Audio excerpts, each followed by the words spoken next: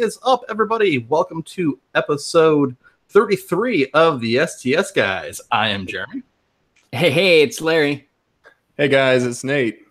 Hey, it's Scott. And we also this week have a special guest. Faye, say hello. Hi. Hello, Faye. Hello. Welcome to the podcast. Welcome. Who's Faye also known as? I'm also known as the Darkside Dame. Awesome.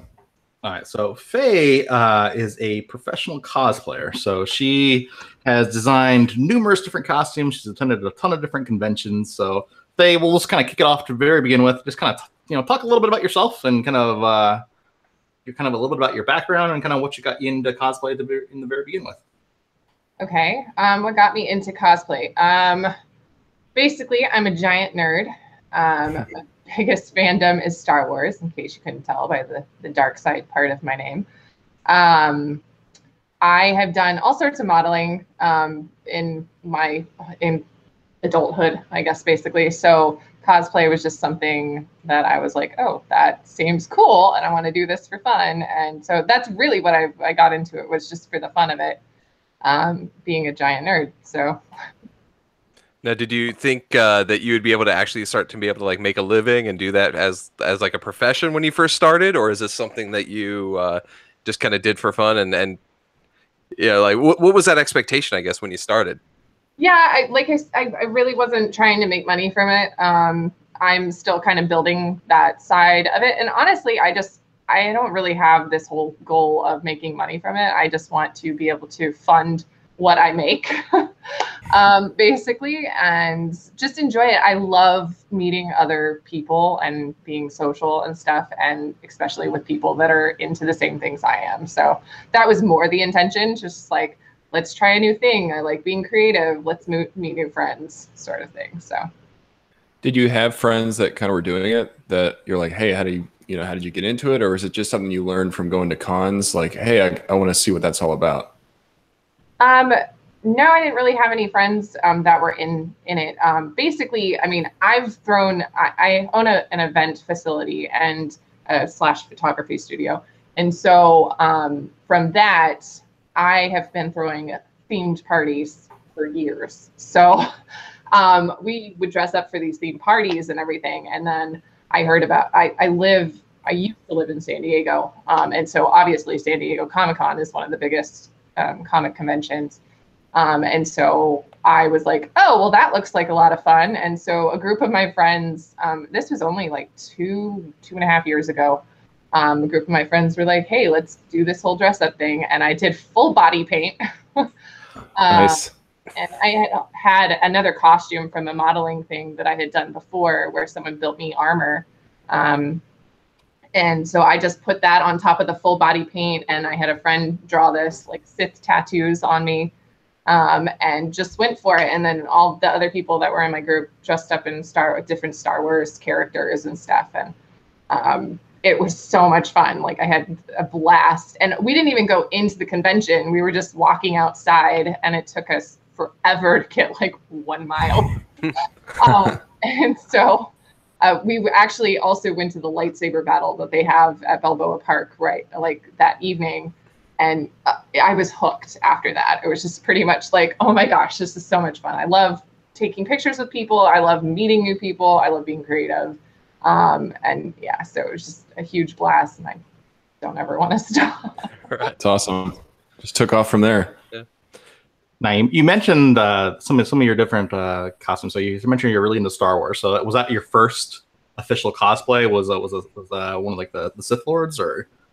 Yeah, that was my very first official cosplay, like at a convention cosplay. I sort of had this idea in my head, and it's actually kind of funny because one of my other friends, she was trying to make the Laku for the like Twi'lek character, and it failed miserably. We did a horrible job trying to make one out of fabric. So I was just like, okay, we're not doing that part. I'm just going to use my regular hair. And then I had to experiment with body paint. I didn't know anything about body paint. So I'm like, what do I lose? You know, I'm Googling everything and just looking at YouTube videos. Okay, what do I use? And so it was a very interesting experience trying to get that one set up. And it was sort of last minute too, like, which is pretty much me in general. I'm a giant procrastinator. So I think it's commendable that you can make them yourselves. No. You know, you're not going out and hiring somebody to do it. You're actually doing it yourself. there are pieces that I'm definitely like, this is not my skill. Like, I can't do this part. Someone else do it for me. So I have a friend, her name is on Instagram, it's Gallifrey Girl. And she is my sewer, basically. I hate sewing. So it's not my skill. I like to paint, I like to glue, I like to piece things together. I'm like MacGyver. That's more my style of creating. Whereas if I have anything that needs to be sewn, I'm like, please do it for me. No, Take this from me, please. Totally about that MacGyver. I'm like, your latest Instagram picture kind of shows that MacGyverish. Because I saw you covered in duct tape. Oh yeah, the duct tape body form. I'm actually working with someone right now to create a Blood Elf WoW costume type of thing. This guy I've known for a while, he's like, I want to create you some armor and stuff. And I'm like, and that's something I'm wanting to get into. So we're sort of experimenting together. And so he's like, he lives in a different part of the country. So he's like, well, your body measurements are okay, but it would be better if I could actually like make something with, you know, something that works with your body, because my body is pretty unique. So it's, right. So that's why I started doing that. And I just had one of my other friends, I'm like, okay, so we're going to get the saran wrap out and the duct tape. We're going to have an adventure tonight. Yeah. This is going to be fun. So that was actually, it was pretty hilarious doing that whole thing together because we were both drinking. It just adds... It's one more use for duct tape that I never knew you could do. So. Yeah, right. You can do anything with duct tape, and apparently you can make a body mold with it too. Yeah. Yes. So, duct tape. I know a lot about duct tape, but I'm sure in building costumes and things, duct tape is probably a very good friend of yours. Yes, very much. Any sort of tape or glue. Like I said, I don't like to sew, so I'm like, what can I glue? What can I do? I can take all of these. Well, duct tape, you know what I actually discovered though, like, and this is just trial by error. I was trying to use duct tape for some things, and then I found electrical tape. And I was like, this stuff is so much better for things that need to like flex and like be tighter. Like, it's just so much easier to work with. So I was super happy, and it looks prettier once it's on something. Yeah, so. It's got the black kind of matte coloration. Yeah, and it comes in different colors. You can find other colors of electrical tape, which is cool too. But I started making it, or I made a Harley Quinn mallet for one of my friends for WonderCon, and I used electrical tape on the handle. So that was a fun project. Speaking of conventions, also, how many official conventions do you think you've been to? I think now I'm probably up to like 6 or 7. Oh, awesome. Yeah, I'm getting ready to go to 2 next month, which I'm super excited about. So Ontario Comic Revolution, I think is what it's called. Going there for their Saturday. And then I'm going to Phoenix Comic Fest. Hey. So. We'll come by and say hi. Yes. Yeah, sure. You guys are all there. Awesome. Yes. Oh, that's cool. Yeah, so we'll be there. We got our confirmation. Our media badges are shipping out, so we will definitely be there. Awesome. So what's the favorite con you visited? Favorite con? Oh, that's a hard decision. You know, honestly, I can't really say that I have a favorite because they all have such like cool, unique experiences attached to them. Mm-hmm. Like I said, I'm a pretty social creature, so like I've gotten into this and I've sort of drug other friends into it, or I've had a friend or two that maybe has done it before, and then we were like, oh, we now have this in common. So that's really what makes the cons for me, is like the people that I get to meet and see the different costumes that we all pull together and stuff. That's but I mean, like I've been to 2 in Long Beach. I've been to San Diego Comic-Con. I just went to WonderCon. There's been a couple, like I said, I've been to San Diego Comic-Con too a couple times. So Yeah. So like that's a good answer, because like San Diego is the easy answer to be like, right, it's the biggest and kind of the best. But it's all kind of like the smaller ones are cool too, because it just depends on what you make out of it. Like if you go to something smaller like the Ontario one, you can still have a good time if you're with your friends and you're looking for to meet new people and all that stuff. Like Jeremy and Scott went down to Tucson Comic-Con last year, like smaller city and all that, but they still had a really good time. Oh, it was a blast down to make there. out of it. It really depends on who you're with. Oh, totally. It totally makes a completely different adventure every time, depending on what you're doing and who you're with. I'm enjoying it so much that like I want to start traveling. So like Phoenix is actually my first one out of state, out of California. So I'm pretty excited about doing that. I've never actually been to Phoenix either, so that just in itself is kind of cool. I love to travel. By far, it's the worst month to ever. So. Yeah, you're gonna all it's getting summer. hot. Yeah, you're gonna it's an oven. So I won't be wearing very much. Hey, yeah, bonus. I'm working on it. Well, if I can get it done, please don't hold me to this. I'm trying to do a Poison Ivy Slave Leia mashup. Awesome. That sounds amazing. Because Poison Ivy is my all-time favorite female villain, and I've done her 100 times in different ways. And then I obviously, like I said, Star Wars is like my thing. So, and Princess Leia is awesome in all of her costumes, and I plan to do all of them at some point. But yeah, I'm very much like, I really stick to kind of my fan base, like my fandoms kind of thing. I've had other people kind of ask me to do, hey, do this or do that. And I'm kind of like, well, that's nice when I have time, because I have this whole giant list that's like this long. So that leads me to another question is, how do you kind of go about, like, say you want to do something new? What is that process that you go through to like decide, like, here's what I want to make and get started on that? So it all starts when I'm drinking margaritas at night. No, I'm just kidding. That's how everything starts. Yeah, that's with me. Like, I got drunk and then I wrote something down, and then sober me found it. Right. Yeah. We all have our ways of pumping up that creativity. No, I mean, I don't know that I necessarily have a process. It really is sort of a random kind of thing.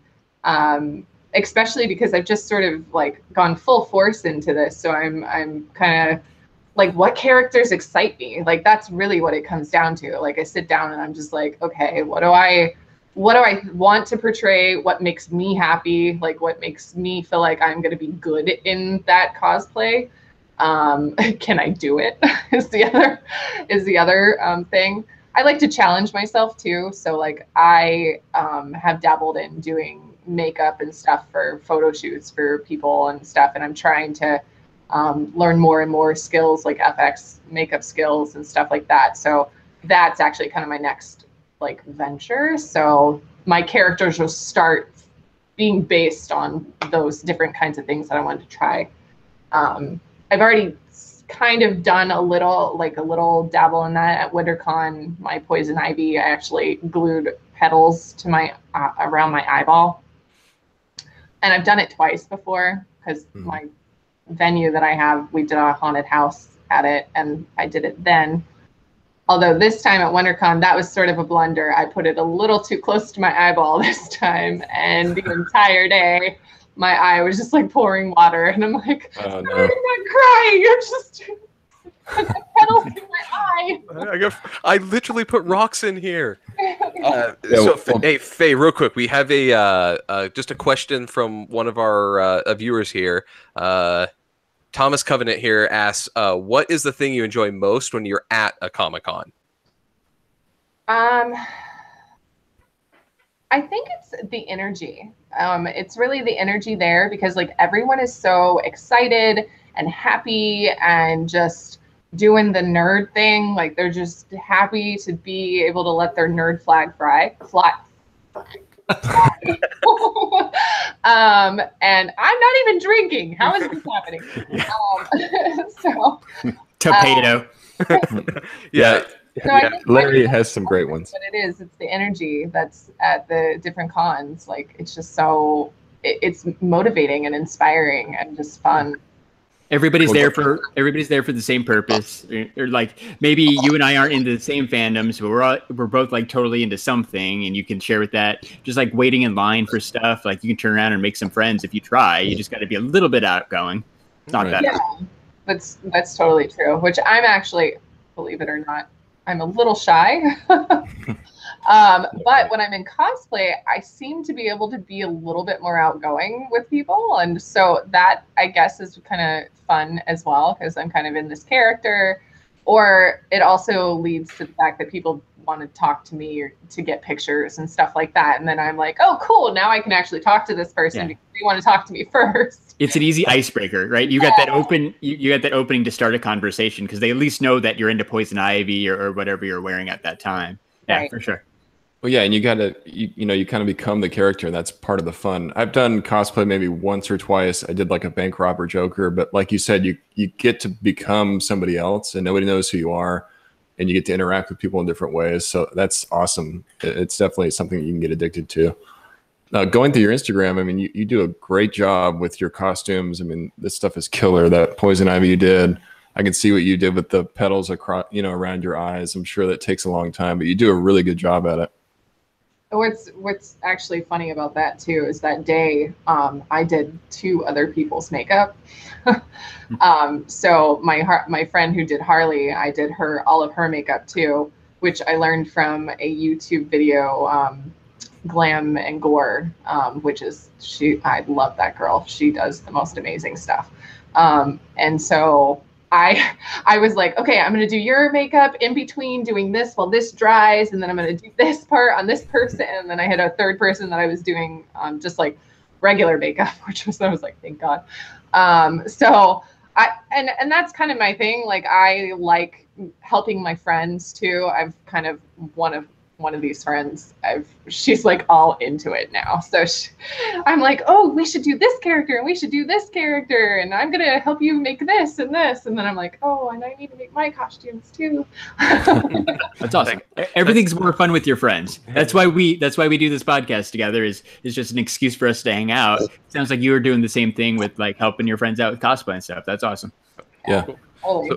So we got another question here from Johnson Revidad. Which character would you like to cosplay next? I know you said you have a list. Well, which one? Like, I mean, I have several that like I've already pulled the costumes together, and I haven't gotten to wear them at a con yet. So I'm hoping to, like, I have a Carmen Sandiego, which I did a whole photo shoot with. I don't know if I think I may have posted like a teaser type of thing on Instagram, and I used to play the game on my computer, and so I love that character. So I really want to wear her at one of the cons because it's just a fun character for me to be in. Like I said, I'm doing the Slave Ivy kind of mashup type of thing. So I'm really excited if I can actually get that one together about that one. I'm looking at doing different versions of Princess Leia, like, and this is a very girly thing, but Audrey Hepburn as My Fair Lady Eliza Doolittle, the race dress that she wears. I'm trying to see if someone can help me make that because I can't sew. But I really have always wanted to dress up like her because she's such a classy woman. And if anyone knows that scene, she's also very trashy, which is really funny. So awesome. At a convention, so like I said, you typically have some great experiences. So what's been your worst fan experience at a convention? Ooh, that's a good one. Because cosplayers, especially women cosplayers, they always have that one weird person. So when we were at Ace Comic This is a mean question. It's not a mean. You have that guy. Basically, what's your worst fan? Honestly, I'm really used to that guy. Yeah, I'm sure. Whether it's at a con or just like walking down the street. Yeah, like just normal, everyday kind of thing. So, I mean, and because of that, I've learned to be like, okay, you're in my space, like go away, kind of thing. But you know, I haven't really had anything like terrible happen yet. So I'm like, I'm pretty even keel and good. I definitely have some fans. Like there is definitely some people that are like, every time I'm at a convention, they're right. They try to find me and try to get pictures of me and then try to talk my ear off about stuff that I'm just like, Thanks for coming again. I'm here for a reason. Yeah. You only have so much time. Like, like no matter who you are, like your time's limited. Time's the most valuable thing at a con. Yeah. So Anna, and I get a little goo-goo over some of the cosplayers and stuff sometimes. And so I'm just like, okay, remember that they are feeling just like you. They're very overwhelmed right now and they're wanting to go a million places and they're being pulled in a million directions. Right. It's got to be. Nice to see you. Bye. It's got to be odd, like not being able to walk like 5 feet without being like picture. It's definitely, yes. Well, especially if you're trying to go somewhere, that's the biggest thing. So like at WonderCon, my dad came into town, and then I had the 2 girls I was cosplaying with, all of their husbands and boyfriends. My boyfriend was there. And so we had like this giant group and everyone was like, we want to go this way and we want to go this way. And all these people are like, we want pictures. And so it was just like, oh my God, I just need to go to the bathroom. Please make it over there. I will be back. I have to pee. And then I had total wardrobe malfunction that whole day. So that was fun. My skirt was a little too short. Oh, I hate it when that happens. Yeah, that happens to you all the time. That's the worst. That's why like number 2 pet peeve. But no, the only reason I asked is because like I said when we were at Ace Comic Con, I think you've talked to her once, Alina Masquerade. So we kind of asked her that same question, and her worst moment actually happened at that convention. With some weird guy who basically said, I can't come near you because if I do, I'm going to do bad things to you. Oh, wow. Oh, wow. Yeah. Oh, poor thing. That's something that you think that you just don't say it out loud. Just, control yourself. Control yourself. Well, here's the thing. Things we shouldn't say out loud. Yeah, right. Well, and then, like, I find myself as a person that is usually pretty quick-witted to come back, but, like, I have no idea other than, like, okay, like, what would my response be? Like, if it's just no one's going to say that to me, first off. Well, let's just clear that up. But just, if it did, I would just be like, okay. Like, I don't know the response. Like, how do you even respond to that? Even respond. I would just be like, like walking away. Maybe you should just stay over there then. I usually have enough people with me too. I also have this guy who likes to go with me, who's a friend of mine, and he's actually helping me edit videos and stuff. And I call him my cosplay handler because when I'm walking around, like, girls, we have our purse with everything we own in it. And so he carries it for me and he gives out my business cards. And he also like kind of when I need space or something, he sort of creates that for me. So it's really nice to like kind of have him. So like if anything creepy ever happened, not that I can't handle it myself because I totally can, but I at least have a little bit of backup kind of thing. So yeah. Perfect. But I mean, I've heard some fantastic comments, and like sometimes people don't realize how loud they're talking when I walk by. And this is just me life in general, like not even just at a convention. But even like the conventions have been funny. Good story. So the first time I cosplayed at San Diego Comic-Con, me and my friends were all walking. walk pose, walk pose, walk pose. And all of a sudden we're posing and this guy walks by and he's like, them is the biggest titties I've ever seen. We just died laughing. That's great. Really? That's what he said. Really? You got another thing that you probably should just keep to yourself. Like, Right. hey, you can think that all you want, but maybe not screaming at her. It was so funny, and I'm like, I'm kind of glad he said that because it loosened the mouth. We were Right. Well, and to be honest, you got to think it's kind of nice if somebody like it wasn't to the point where they could hold it in.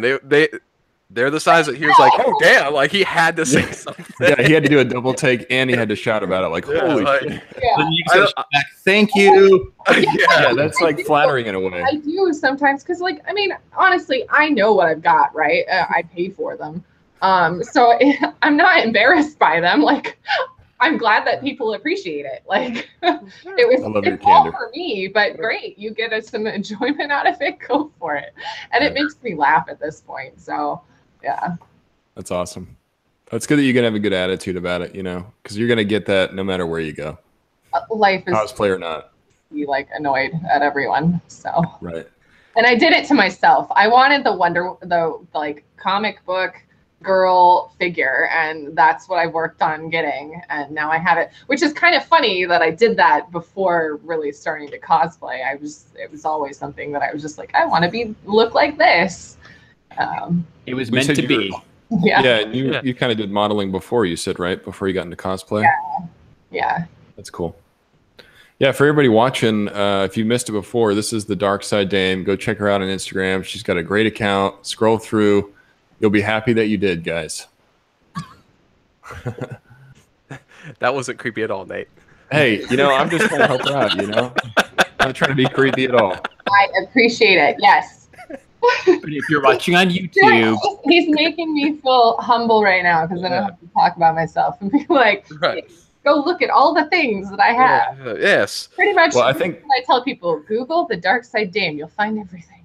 Well, Johnson Rivedat found you, and he said that Poison Ivy cosplay, and he gave heart face. So yes, very, very, very nice. So the other thing too, like us, you do have a Patreon, right? So yes. We do have a link in that if you do want to help support, and I'm sure there's benefits and things that you get, right? Patreon has those tiered rewards. So go check out the Patreon link that we have for Faye. And if you want to help her do some new stuff, give some funding.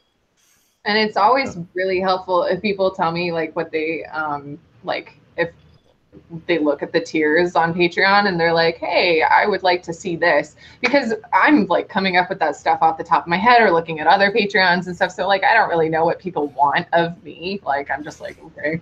But it is super helpful because I am a female entrepreneur and I have a very tight budget.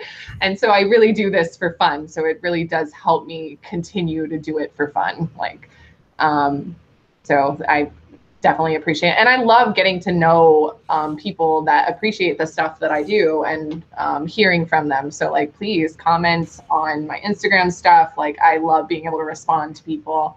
I'm super social, and that's why I do this. It's just to meet new people and have fun being a nerd. Awesome. It is fun being a nerd.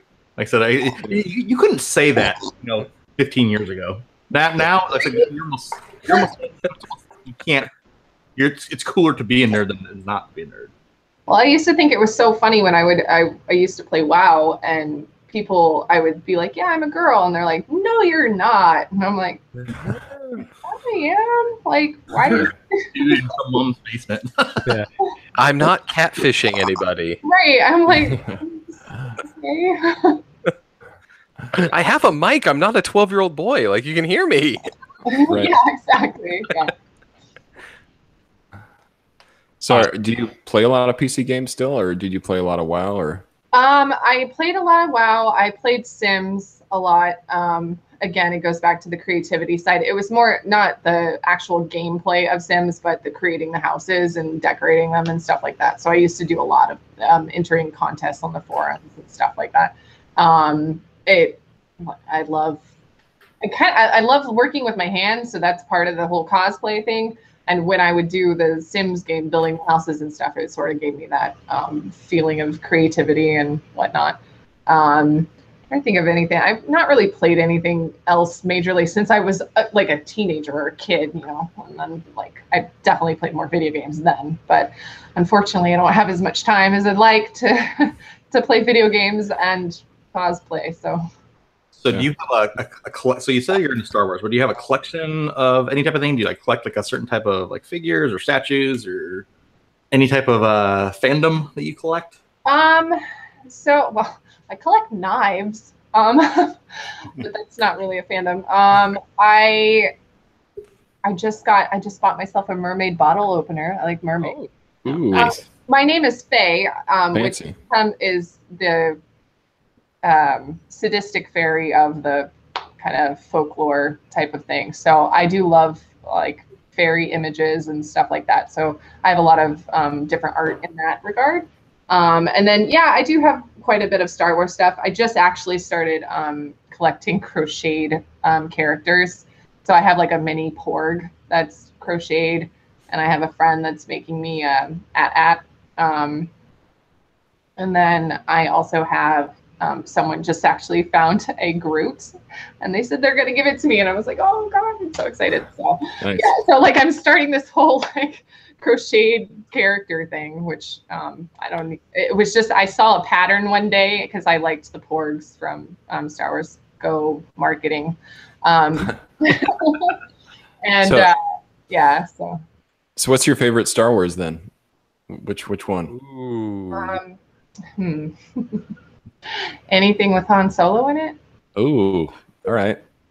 Although this new movie, I'm not okay. Not about the new Solo. Neither are we. Well, it's Harrison Ford isn't in it, so I'm kind of like.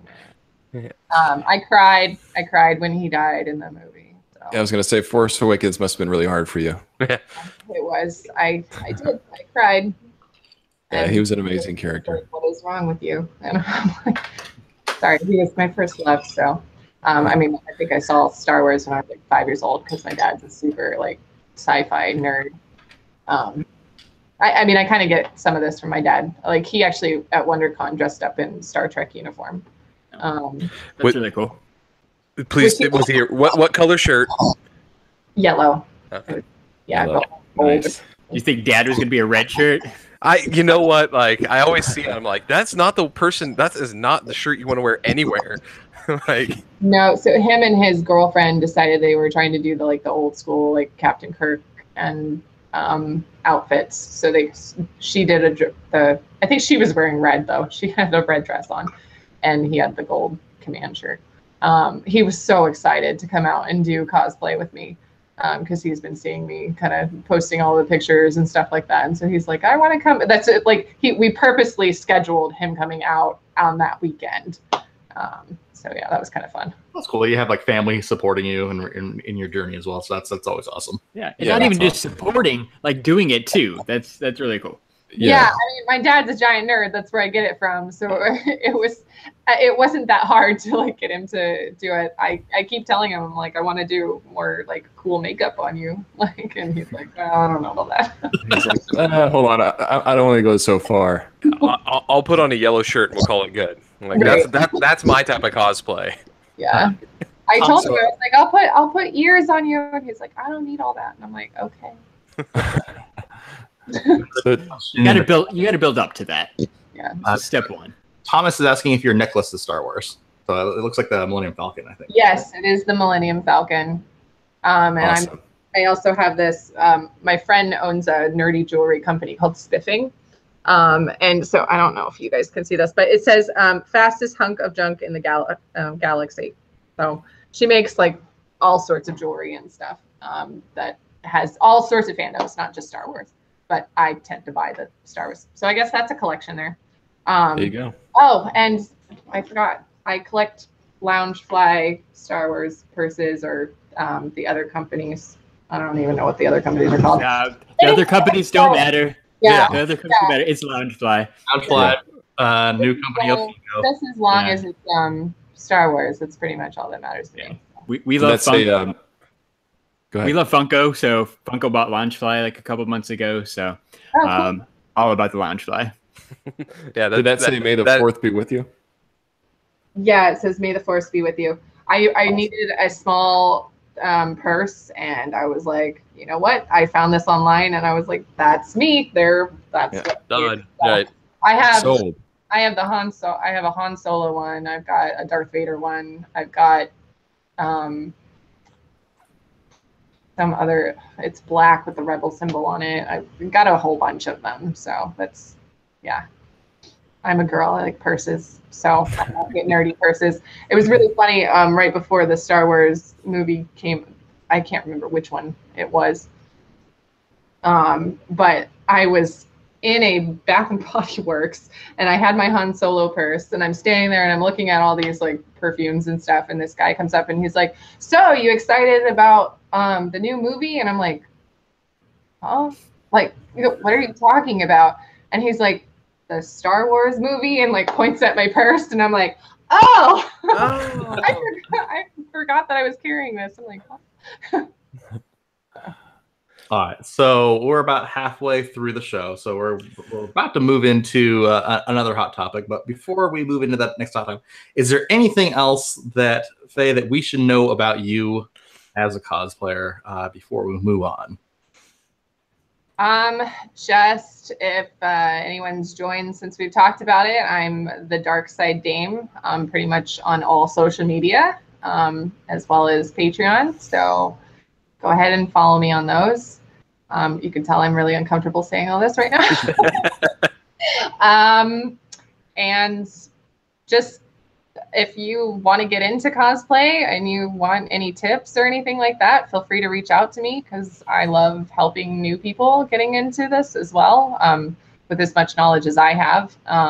And just have fun with it, because it's really, really good. Awesome. So we look forward to seeing you. Yeah. Yeah. We definitely look forward to seeing you at Phoenix. Like I said, we'll definitely seek you out, and like I said, we'll come say hi. We'll come say hi, take some pictures. Yeah, that would be awesome. Sure. All right, so you're sticking around for this part of the conversation because now you have officially seen Avengers: Infinity War. But before we get started with this conversation with Infinity War, I'm going to share my quick prelude to Avengers: Infinity War. Wait, so if you haven't seen Infinity War, spoilers, right? Let's. Here's what that's what I usually try to do. I want to do like a non-spoiler, just like quick little what we thought, and then we can get into the spoilers. And I don't think Jeremy's story is going to spoiler anything yet, right? No. Well, and then I even put in the show notes, caution: the second half of the show will contain Infinity War spoilers. I'm going to throw it in the chat too, just so everybody sees it. Good job, Nate. So, like I said, it's in the episode description. So, if you're sticking around, if you want to see spoilers, it's going to be very spoilery. But before we get into that, I'm going to tell you my quick Infinity War story. So, Larry and Scott and I, we tried to go and see this movie yesterday. That wasn't going to happen. So because like I said, we had to work, so it wasn't going to happen. So then all of our wives already had tickets and stuff anyways. And so my tickets specifically were for 12 a.m. So that was as soon as I could find tickets. It was 12 a.m. Friday going into Saturday. So I'm like, you know what? I'm not as young as I used to be. I'm like, I can't. I go to work at 5 a.m. I'm like, there's no way I'm staying up to 12 a.m. and then being able to enjoy this movie at the same point in time. So I'm like, you know what? Coming home. And I'm taking a nap. Set my, lovely, technology day we live in. Alexa, set alarm for, 10:30 p.m. So that way I can, I can lay down, set the alarm for 10:30 p.m. Yeah, I guess that alarm didn't go off. And ended up waking up at like 1:30, 2 o'clock in the morning. Oh no! So did you set it for AM? But no, it literally never went off. Did it think it was like for the next day or something? I have no idea. It literally never went. It literally never went off. And because I'm like, if anybody out there has set an Alexa alarm before, it's hard to get the thing to shut up. Because the alarm's going off so much, you have to basically yell at it like 100 times in order to get it to shut up. So we'll end up waking up at 2 o'clock in the morning. Totally missed the movie. I'm like, crap. I'm like, I need to see this movie before the podcast tonight because, the entire second half of the podcast is about Infinity War. Movie. As Larry said before, if you didn't, we will ruin it for you. Right. So luckily, couple of douche nozzles over here, guys. Nozzles, right. So I'm never gonna see. Nate's never gonna live premature Nate down. I'm never gonna live down saying douche nozzles. Dude, I'm gonna hashtag that myself in the chat. Here we go. So luckily, you wanted to see it anyhow. Like you were gonna figure it out. I did figure it out. So luckily, I figured it out. They added some additional shows. So I saw it at 9:15 this morning. So crisis averted. It just nice and early, but you were well rested because you slept all day. Grandpa. It just ended up costing me $60 to see Infinity War. Ooh. Ouch. That hurts. But luckily, it was worth it. Yes. Hey, mission success. You made it. All right. So I want to go around the table real quick, just to give. Let's right away. Let's just give what our rating is. So basically, Faye, what we do is we typically rate these movies out of 5. And so basically 5 being basically an amazing movie, 3 being a good movie but kind of an average movie, and then anything below that, shitty. Or you could do half points too, so like 3.5 or 4.5 or whatever. Yeah. All right. So I'm not gonna make Faye go first. I'm not gonna put her on the spot. Thank you. I appreciate that. So like, I'm gonna let Scott go first. So we're gonna do Scott, Nate, Larry, me, Faye. Cool. Perfect. Cool. All right. So I'll get started. Just general consensus of this. I really, really enjoyed the movie. I thought it was amazing. There was a few things that I didn't like that we can get into that did bring it down a little bit. 4.5 for me. Yeah, I'm gonna agree with Scott on that. I was blown away by the movie. It really, I knew it was gonna be good, but I left the theater with my jaw dropped. But there's a couple of things that bothered me a little bit. I'm gonna match Scott and go with a 4.5 out of 5. Well, I'm not quite as high up there as you guys. Big surprise. But Always. But I liked it. It was a really good movie. It's just not the best Marvel movie, so I'm gonna give it a 4. It's not as low as I was expecting. I am right there with you. It is a 4 for me. 4 out of 5 for me. There's a couple of different things I said, and we'll talk about those here in a little bit. But overall, like I said, it's a great movie. Yeah. It's definitely one that I definitely want to see again. Yeah, incredibly well done. Really polished. So Faye, what do you got, Faye? Because I like being different. No, I'm just kidding. I'm gonna say probably a 4.3. Oh.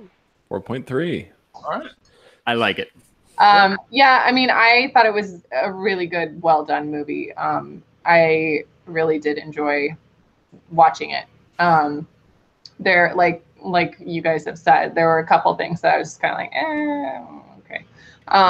But for most of it, I was very, very entertained. So this is one of the few movies going through that like the pacing was perfect for me because there was never a spot where I was like, oh, this is like a drag on like conversation. Like every conversation led into something else that was like an action piece. So it was one of those movies. It's a long fucking movie. Like what? 2 hours and 45 minutes, right? 2.5 hours. I did not feel like I was in the theater for that long. Like getting out of that movie. Yeah, they did a good job with so much going on, with so many characters. Like I was definitely impressed with how they juggled all that. And like you said, I could think of like 2 slow points where I'm like, okay.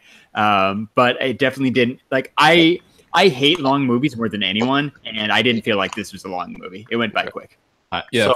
So, for the amount of characters on the screen, it was impressive how many, how much FaceTime every person got. So this is a question I want to ask, and I'm going to go in reverse order. So I'm going to actually put Faye on the spot for the question. So it's not a rating, so it can be open-ending. What was your biggest surprise moment from the movie? Biggest surprise moment. Honestly, I didn't really go into it with like a set notion of how it was going to go.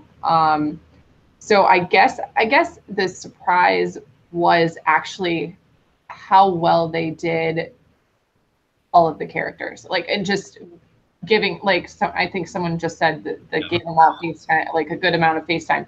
I was actually surprised about that, like, because when seeing the previews and stuff, I was like, oh my gosh, I'm going to be so overwhelmed with all of these stories going on and like all these characters.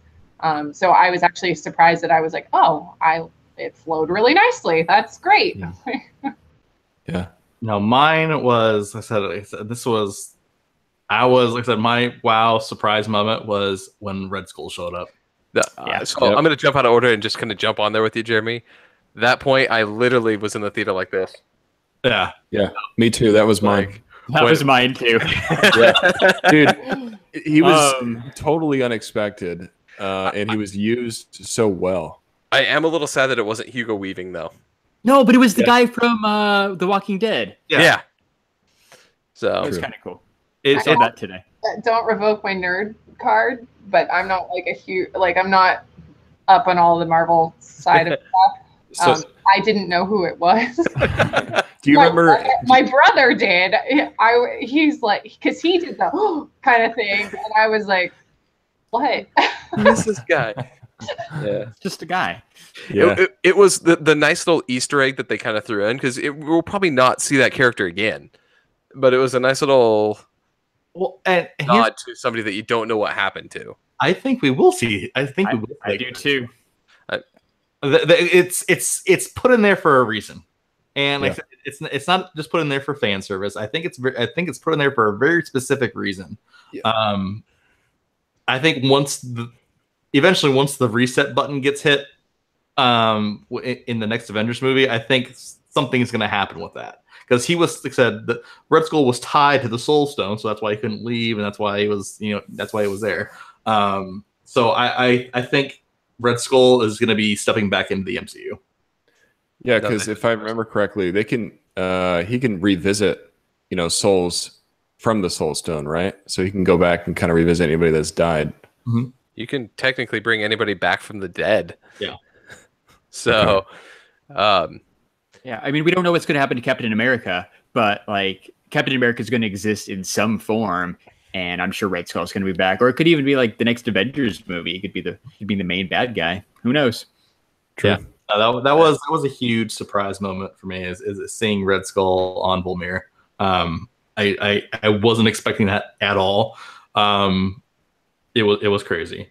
Yeah, I knew that there was going to be like characters that I didn't like. They were going to sneak somebody in that we, didn't know about. I would never have guessed. I would have never put money on Red Skull showing back up in the way that he did. Yeah, and the last time we saw him, he touched the Tesseract and just disappeared, and that was it. Yeah, so it was cool. Were there any other?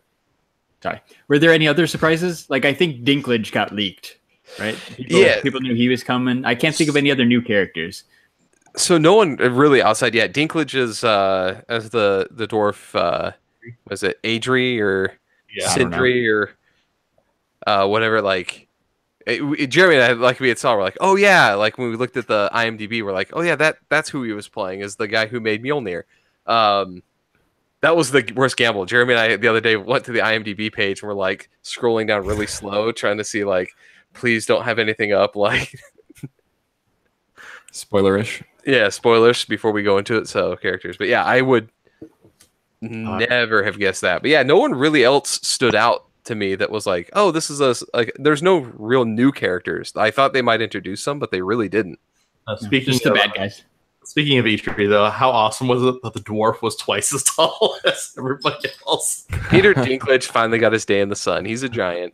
Yeah, that was awesome. That was a really good scene. I like that whole part with I forget what the hammer thing's called. Stormbreaker. Stormbreaker. Yeah, thank you. With the Stormbreaker and Groot lifting it up, you know, to make the handle. That whole scene was cool. With Thor with the glowing blue eyes, like that was a great scene. Yeah, I really liked that too. Yeah. I just like his journey to make it. It kind of makes it seem like, yeah, Mjolnir was just given to him, but he now has his own kind of his weapon that he had to put his own blood, sweat, and tears into making. So I think it's cool that they actually are using Stormbreaker, which really in the comics just goes to Beta Ray Bill, right? Like he doesn't really ever use Stormbreaker. So it's cool that they're using that as his like next stage, and that now he has his like godly weapon. Yeah. So here's an interesting thing too. So I think with kind of the whole progression of characters and stuff like that, nothing happened the way I thought it was going to happen. Like, so for example, in kind of all the toy lines and stuff that we saw out and things like that, we saw that Thor had his eye back. So I think pretty much everyone here was guessing that Doctor Strange was basically going to turn back time, basically give him back his eye. Yeah. Or Wakanda, like Wakanda or something like that. Else. But it was the most obvious thing that we all should have saw. Rocket had an extra eye in his pocket. Right. The character that legitimately steals prosthetic body parts throughout the rest of throughout his tenure, they actually has a reason why he's like they gave a reason why he steals people's like prosthetics. I love the line about him stealing Bucky's arm. He's like, "I'll get that arm." It was pretty not great. Now, but yeah. Well, thinking about that too, like said, and kind of make a good point in regards to making you laugh. There's a ton of funny moments. I was laughing, dude. That Drax scene where he's looking at Thor and just like admiring his body, that had me cracking up because he played it so well. You know, he was straight faced, and Dave Bautista does such a good job doing that dry humor. That scene when he's watching Gamora and Star-Lord too, and he's like, "I'm invisible." Yeah, it was great. That was so still good. It's for me, and both me and my wife were getting a kick out of the fact that Thor continually calls Rocket Rabbit. Yes. Throughout the movie, like every time he calls him Rabbit, I think I me and my wife for Rocket every time you do it. Oh, sorry. It was so good. It just adds to so many people give Rocket shit throughout like all the movies, and then for just Thor to just call him Rabbit throughout the whole time. Yeah, that's one thing I thought Ragnarok got right was the humor, and it seems like a lot of the humor was the same. They carried that into this movie, and it worked so well. So yeah, comic books always have had that good mix of like humorous moments and serious moments, and Marvel has done a really good job bringing it into the movies, and I think this is a perfect example of mixing the two. Like there was that point, like not only do you have jokes going into it, but then you have the freaking gut-wrenching scene of Tom Holland when he's starting to oof. Yeah, that was sad. The poof moment with him. It literally almost brought me to tears. He's like, "I don't want to go." Like I was. Yeah. Like, well, another hilarious comment was when Star-Lord called Thanos Grimace. Yes, that was awesome. Crack up for a guy that's left the Earth in the '80s. Like, yeah, that's the last big purple thing he saw. So kind of at that same scene when Spider-Man was fighting Thanos, it's like another magical kick. Yeah, when he's jumping through Doctor Strange's all the portals. Yeah, that scene was really awesome too. It was. So I want to go into this. Here's kind of what my thought is. Do you think that Doctor Strange giving up the Time Stone was the one way that he could win? Like, absolutely. Do you think that that's his pre-planned thing? I'm so glad that you brought that up because I think when he said he saw all the different possibilities and there was one that succeeded. Something. Yeah. So it's either he knew that he had to give Thanos the Time Stone at that point, or he knew that Tony Stark needed to be alive for them to win. So he sacrificed the Time Stone for that to happen. I think he knew Tony had to be alive, and Thanos was this close to actually killing him. So the only way to stop him from killing him was to give him the Time Stone, which means everything else has to happen. So yeah, absolutely right. I forget what the exact quote is, but the line at the end was like, "Dude, this had to happen, man." Bye, poof. Yeah. And when he said, "Now we play the long game."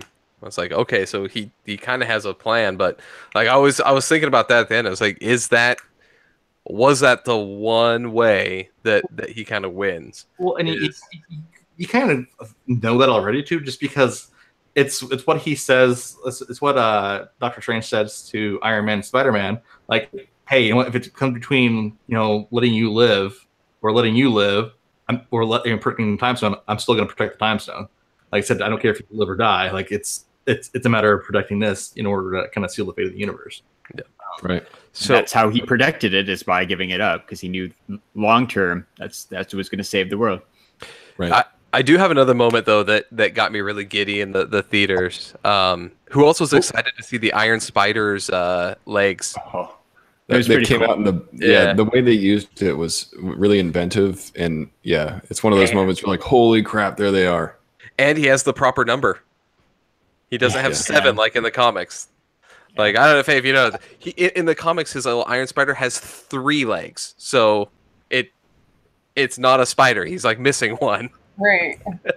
So that was a moment I was like, yes, when the legs popped out. Can we talk about people dying? Yes. Oh yes. So hold on. Go ahead, Larry. Yeah, go ahead. Throw back to STS Guys episode. I looked it up and I forgot the number. Like 27, when Thanos explains it all. When we had a little, it was kind of a bet as to who we all thought was going to die. I believe everyone on this podcast, besides me, picked, was it Hawkeye and Captain America? Yeah. How'd that work out for you guys? Yeah, not too good. Hawkeye wasn't even in the movie. Although I do have to say, I will give this to my credit. I did say that how I would like the movie to end was him slapping his fingers, and that ends the movie. I did say that in that episode. Yeah, and not specifically in that podcast, Larry, but I remember when we were talking about it amongst ourselves, I had a prediction about Loki and what was going to happen in that scene. Like, I think Thanos is going to kill Loki and make Thor watch, and that happened. Yeah, well, they did call that one. Good job. You called things that weren't officially on the record. But who called the correct death in Infinity War? Who's this guy? This guy. Goodbye, Scarlet Witch. You laughed at me and said nobody cares about Scarlet Witch, but you know what? Poof. So can I share my kind of theory though that we're going to see here? So I think all the people that dissolved are the ones that we're going to see come back. I think any of the people that flat out died, like, I don't think we're going to see Gamora again. So here's the thing. So every dissolving, you're totally right, Scott, because Black Panther just made $1.3 billion. Right. In Winter Soldier, Spider-Man. Yeah, they're coming back. They just got rid of the 2 people that could take over Captain America. Like, and plus if you read the Infinity Gauntlet, comic, that there's a lot of people that do die in that, but they end up coming back, which kind of leads me to my next one. There's a character that I think is getting introduced, but I don't know exactly when, and I don't know if this has been leaked or not, but when do you guys think Adam Warlock's going to come into the mix? If you guys think he will. So, I mean, we've already teased him, right? That was the end credit scene in Guardians 2. I honestly think that they're going to give his role in that storyline to Captain Marvel. Yep, that's what I was going to say too. I don't think it's going to happen, or at least not when you think it is. I think Captain Marvel takes his place. I think she's going to be able to snatch the gauntlet and go back in time, or at least snatch the time stone and go back and fix things or correct things at the end. She's definitely strong enough to be able to wield the Infinity Gauntlet, so she has the ability to fix it, I guess. When does that movie come out? Is it February? No, March. Hers is like only a couple of months away. It's like 2 or 3 months before the next Avengers. Yeah, so hers is the last one before Avengers. Yeah, that's right. There's that really big gap between Ant-Man in July and I guess March for Captain Marvel. Yeah. Cool. Well, I'm already looking forward to Captain Marvel now. Yeah, definitely. Yeah. Especially with that last. Yeah, that post-credit scene. Well, because we got to see, it kind of leads me in, because we know that they mentioned Ant-Man, right, in this one. So we know that it's going to be kind of that in-between movie, but I really hope we see, like, what happens to them at the end. Like, one of those characters is going to dissolve, right? Like, somebody has to at the end of the Ant-Man movie. That's probably what it is, right? It's the same timeline. Scott's over here doing his own thing while Thanos is destroying the world. And at the end, maybe like Wasp or something, poof. Right. And that brings him into the fray. So one thing we haven't really talked about, just my last question for you guys. As far as like villains, where do you guys rank Thanos for like MCU villains? He honestly, I think, is my favorite. Like, I'll just jump in and say, like, I love him as a villain because I like his backstory. Like that's one of my things. So I don't like his like. I just want to balance the universe. Like, he has this made up kind of excuse for why balance and why he wants to kill half the people, but he has this really good like air about him, and he's arrogant, but he can back it up, and I think that really makes him one of the better bad guys. Well, they spend half the movie focused on him. Either he's going around to get the stones, or the flashback scenes with Gamora. So like they definitely developed him more than any other villain. I think appreciated that part, that there was a lot more about his character and stuff than like villains necessarily get, and more about the emotion, like why he's got the emotions about doing all this. Like, I really enjoyed that part. I think what really sold me is when he kills Gamora, right? Like, the one thing that he actually like has love for, and he's like, I have to do this, and the way he's portrayed, and when he kills, and the regret that he feels afterwards, like, it just made him, it sealed it in as my favorite character. I was surprised about her being surprised about it, though. Like, I was how do you not know that? Like, I mean, obviously he's had you since you were a child. Like, you've got some sort of feeling there for you. Like, well, that, and like, she's done a lot of bad shit to him, and he hasn't just flat out killed her. Like, you got to think that maybe he has a little bit of feelings for you, at least somewhat. Right. But he didn't kill her because he knew that eventually he was going to have to throw her in that pit to get that soul stone. It was all a big old plan. Like, that, honestly, that scene didn't do anything for me. Like, whatever, you're crying. No, you're not. You were going to kill her anyhow. Lame. Larry is not feeling it. I'm cold-hearted. Poof. Yeah, poof. I have a question that I want to ask everybody. So I want everyone to go around the table in regards to things that you wanted to see in this movie that weren't there. So I'll name. I have two. I have one that was basically a spoiler that we saw that wasn't a spoiler in regards to a toy. I thought the Hulk was going to bust out of the Hulkbuster suit, and he didn't. Dude, so I was waiting the entire time for that to happen because there's the toy of it. I'm like, this is going to happen. I'm like, that's going to be so cool to see on the screen when that happens. That never happened. And he's the crap out of it. Like, well, and there's a trailer that shows that. Yeah. And then my second thing is, so they haven't touched the Nova Corps, or they've never given any enough time to the Nova Corps, because once Thanos shows up, he already has the Power Stone because he already destroyed Xandar where the Nova Corps was. And so, do you think eventually we'll get a flashback or something else into that in Avengers 4 of him destroying Xandar, or maybe even in a flash forward in Captain Marvel of him basically wiping out Xandar to take the Power Stone, because he shows up and he automatically has it. Yeah, I would have liked to have seen at least, even though at the beginning you have like the distress signal that Thor is sending out, have another one saying something about Xandar being destroyed, right? Like, something to hint that had gone on at some point in any one of the movies. All right, so Faye, what did you want? Is there something that you wanted to see in this movie that you were expecting to happen that didn't happen? No, honestly, there wasn't really. I do agree with you. I was, through the movie, expecting Hulk to eventually come out. I'm really disappointed in Thor's hair still. Like, I really want him to grow back out, but you like the long hair Thor? Yeah, he's much better that way, I think. Yeah, that's funny. Yeah, I kind of agree with Faye about the Hulk stuff. I wish they would have given us more Hulk. Like, I know right at the beginning they showed like Hulk wasn't really a match for Thanos, and that's probably why he was hidden the whole time. But like you were talking about, Jeremy, they hinted at the toy, and then they also hinted at in the trailer of Hulk eventually coming back out and fighting with them, and that didn't happen. Or was it just his pride was hurt? Yeah, I wish they would have explained that more. Like, like, is he that afraid of Thanos that he won't fight like the Black Order? Like, Yeah, and this is Hulk we're talking about. He's not afraid of any fight, not even if he's losing, you know? Well, he fought him at the beginning. yeah, he fought him Right, at the he beginning, did. lost. But like he tried to fight Surtur, who's theoretically stronger. Like, at what point were you gonna be like, oh, you should come back out? Like, come fight, don't be a little bitch. Like you're the Hulk. It was lame. Like I don't like how they handled the Hulk at all. Yeah, and I totally agree. Like, again, that opening scene was awesome when Loki dies, but that was it. Like it was so cool to see Hulk just jump out and smash Thanos against the wall and stuff. I'm like, oh, all right, cool, game on. Like Hulk's my favorite character, and then nothing. Yeah, Just lame Bruce Banner scenes where you can't performance anxiety.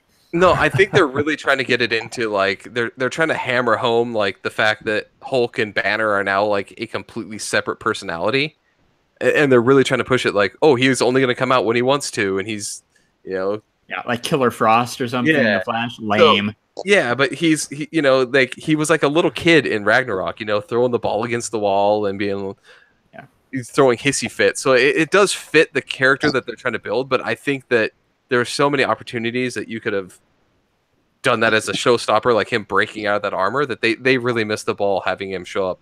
I mean, that whole scene of them all running towards like through the woods wasn't in the movie at all. Yeah, that was weird. Yeah, so It's like weird that got cut. Yeah. Well, it wasn't even cut. It doesn't exist. Yeah. Because Hulk wasn't in there. Because like I said, in that scene, there's Hulk. Oh, yeah. Yeah, there's no Hulk. There's not something that I wanted to see, but there is something that I did have to give them credit for, is not only hiding the Red Skull thing, but in every shot that they had, they only show him with the 2 Infinity Stones, right? When he's pressing down Steve Rogers in the scene we all thought Steve was going to die in, right? If you go back and watch the trailers, he only has 2 stones. The fact that he had all but 1 at that point in the movie, like, was what really was kind of, for me, was interesting, is that they actually were able to hide what was going on through the trailers fairly well. I mean, that's why they didn't want to release the title of the second Avengers movie, because it's still Infinity War Part 2, but there were those couple moments like near the end, right, when Thor shows up, he almost beats Thanos. Scarlet Witch gets the Infinity Stone out of Vision's head. Like they almost won a couple times. They just wanted to keep that suspense there, where you're like, oh, maybe the good guys are going to win, and they're like, nope. Bam. So that last line from Thanos at the end was pretty great, though. Should have gone for the head. And that was perfect. Bam. Yeah, that was awesome. Yeah, it was great. Is there anything about the movie that drove you nuts? I'll go with mine. It's such a little thing. When they very first showed Wanda Maximoff, I'm like, okay, what happened to her accent? Yeah, it's gone. That was the thing. It was lame. So that's the thing that made me mad. But it actually has to do with them. Is everything happened when everyone was together. I don't know if you noticed that, but like Wanda and like Vision were together, and they're getting their ass kicked, and then all of a sudden, like Steve Rogers, everybody showed it was like way too convenient for everyone to be where they were at the time. Mm-hmm. Like what brought them together all at the first place? True. Didn't really didn't flow, right? Like it was convenience. Yeah. Comic book movie. Yeah, like, oh, we're getting our butt kicks. Oh, here's B Squad shows up and they can beat these guys that Vision and Wanda can't beat, but Captain America. Captain America is not B Squad. I know he's not B Squad, but when you compare him to 2 super-powered beings, one with an Infinity Stone and the other that can destroy that Infinity Stone, I'm not going to want Falcon, Black Widow, and Captain America to be my saviors. I mean, Wanda was holding her ground pretty good, though. Yeah. She was going against 2 of them, and she still was alive. Right. I'm not discrediting it, but just them showing up and beating the people and like everything, it was way too convenient for me. That scene kind of annoyed me. Right. As far as annoying, I wouldn't say it drove me crazy, but I think the Black Order was a little underutilized. I mean, I know they're in the movie a lot, but specifically Ebony Maw, I thought was such a cool villain, like kind of as the antithesis to Doctor Strange, like sort of the evil magic. And then all of a sudden they just blow a hole in the spaceship and he's out in space and he died. Yeah. I'm gonna disagree with it. That was actually one of my favorite scenes, just because, especially that he was defeated by Peter Parker. Like, hey, have you ever seen that old movie that Alien? Aliens? Yeah. That's true. Yeah, I mean the way that played out was pretty hilarious, but I just thought it would have been cool to see him a little bit longer. The best part is that we're using made up names. That I'm Spider-Man. Oh, I'm Spider-Man. There was one other thing that kind of infuriated me is like with the size of the ship, where were those little monster things before like Wakanda? Like you'd think that if they're trying to like get the stone, they would have just unleashed those into New York, right? Like why weren't those used ever before? It seems like it was just like, oh, we need this. We need a massive enemy for these guys to fight, so let's just make up these little like 6-armed creatures. I guess they didn't need them. They lured Doctor Strange out of New York real easy, so I guess they didn't need it. But maybe they knew that Wakanda had the super weapons and had that dome thing, and they were going to need something else. I don't know. Yeah, it just seems like it was for me. Like the writer was like, "Oh, we need a bad guy." Okay, well, we've used the Chitauri before. Yeah. Let's need that nameless, kind of faceless, just army and to go against. Right. They reminded me of the Demodogs from Stranger Things. Yeah. So like I get why they had him, but that kind of annoyed me. Is like you couldn't have established these as like a force beforehand. You just bust them out at the end to be like, oh, here's the bad guys that you guys fight. Okay, I'm gonna drop some knowledge on you guys to see if this would basically make up for another movie that's gonna be coming out. So do you notice how they kind of looked? They kind of had like the mouth of Venom. So fast forward to August. What if basically that crash ship that's in that Venom trailer is one of these? And you're being too hopeful. Yeah. Too optimistic. I'm being too hopeful. You're saying that they're all symbiotes? Symbiote. But is that what you're saying, Jeremy? I like to enunciate. Yeah. All right, we're running out of time. So we're at that now. You killed it, Jeremy. You killed the podcast. Yeah, just right there. Just and stop dead. So, that's it. Go around real quick. What you expect to see in the next Avengers movie? So we'll start with Larry. I expect to see everybody come back to life, and I still expect to see Tony Stark and Steve Rogers poof. Yep. Yeah, I agree with Larry. It's going to go Infinity Gauntlet style, where they're going to have more help this time, and that more help is going to be able to bring back everybody. Scott? Oh, that's a hard question. Do you still think the Skrulls are going to show up? Yeah. Secret Invasion? No, Jeremy and I think Jeremy and I can be man enough to admit that we were wrong about the Skrulls. We were wishful thinking. I am still sticking with my Skrulls. You think they're gonna still? You think it's gonna end? You think that one's gonna end with the Skrulls and start the new one? And the only reason I think that is because, like I said, they played up Captain Marvel so much in this movie. Like I said, that's like gonna be the hero, and that one enemy that she's facing in her own mirror is the Skrulls. Like it's there for a reason, and that's the only reason I think so. So I'm sticking with mine. So I am just kind of excited to see some of these people come back to life, like that come back to life, just to potentially get killed again. Like that's my only problem is I think we're going to see a couple characters in the next one get brought back just for the final fight and still end up biting the big one. I don't know who that is going to be, but there is going to be a couple of them that I think are still going to end up being dead at the end of this. I don't think we're going to get all of our characters back. What about you, Faye? What do you think? I would also agree with what Scott just said, because I mean, it makes us love-hate a movie when that happens, right? So. Yeah. Oh no, most definitely. So I think that's definitely gonna happen.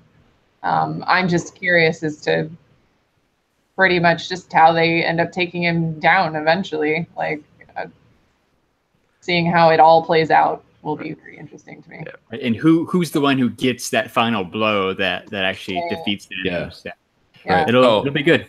Yeah, and I gotta say that scene where they're trying to take the gauntlet off and then Star-Lord just starts hitting him in the face just drove me crazy. I was just like, really? Like how does he not know how important this is? You already played that out with like the last Guardians of him like blowing like, you know, using rage to like. So that like you think he would have learned from that moment, but Yeah. So real quick, top 5 Marvel movie? Like no rankings, just is it in your top 5? it's in my top 5. In my top 5. Top 5 for sure. I'm going number 6. Ooh. It's like just outside my Larry. top 5, but we can talk about that later. Larry's always taking that side road, man. It's because like it could creep up in there, but like my top 5 is just like so solid, and I love those movies. It's hard to crack. It's hard to crack that top 5 for me. So give me some time, and it might like beat like the first Avengers, or honestly like Age of Ultron's probably in my top 5 too. I need a little bit more time before I make that commitment though. So number 6. How about you, Faye? I would say it's probably the top 5 too. Perfect. Yeah. So again, Larry's the odd one out. Larry, you Whatever. put this. Like I said, I want to Keep us honest. You keep us honest. Yeah, I want to revisit this eventually, because if you think this was better than Age of Ultron, if you think this was worse than Age of Ultron, I don't know if we can be friends anymore. Because Age of Ultron, that had so many missteps. I was gonna say, I think they learned a lot from Age of Ultron, especially in the villain department, because I hated Ultron as a villain. I thought he was horrible. And they But I like everything else about Age of Ultron. Yeah. True. I just like that this one actually had stakes. We actually saw heroes die, and people die. That wasn't like I said. Forget the people dissolving. Quicksilver's gonna speed through your house and punch you in the face. You know he can try, but he's dead. He's the one person they gave him a movie and they killed him in the same one. So you know if he can do it, I'll take the punch. Like it's fine. So Yeah. Quicksilver's spinning in his grave right now. Yeah. It's like, I can't believe he forgot about me. Getting ready. I didn't forget about him. I don't give a shit. I'm sorry. It's like He doesn't even qualify as a hero. come on, it's the kid from Kick-Ass doing a bad Russian accent. Come on. I think, like I said, he had his closeout, just like we're gonna have our closeout from Larry. Yeah, come on, Larry. Hey. Chill. So Larry. special thanks to Faye, the Darkside Dame, for coming on our podcast. Everybody, please go check her out on Instagram and Twitter at the Darkside Dame. She has a website, darksidedame.com. Check out her pictures, double tap everything, give her a follow, give her a sub on YouTube. She's got a YouTube channel too. I've dropped everything, links to everything in the notes, so sub her up, please. And while you're doing that, go ahead and check out the STS Guys on Twitter at STS Guys, on Instagram at STS Guys, on Facebook at the STS Guys, and I am Larry from the STS Guys. Chilling like a villain. Like, I- damn. Gosh. See, we told Faye, like we told you before, like he is the master of this. Master Schiller. You Yeah, guys are seriously. all super Thanks. awesome. Thanks a lot, Faye, for joining us. It was Yes, great. thank you. This was awesome. Thank you. Come back anytime. So for episode 33 of the STS Guys, I've been Jeremy. I'm Larry. Hey guys, it's been Nate. And I'm Scott. And we also sang bye to Faye as well. Bye, Faye. Bye. The Dark Side Dame. Check her out on Instagram. Have a good night, everyone. Bye.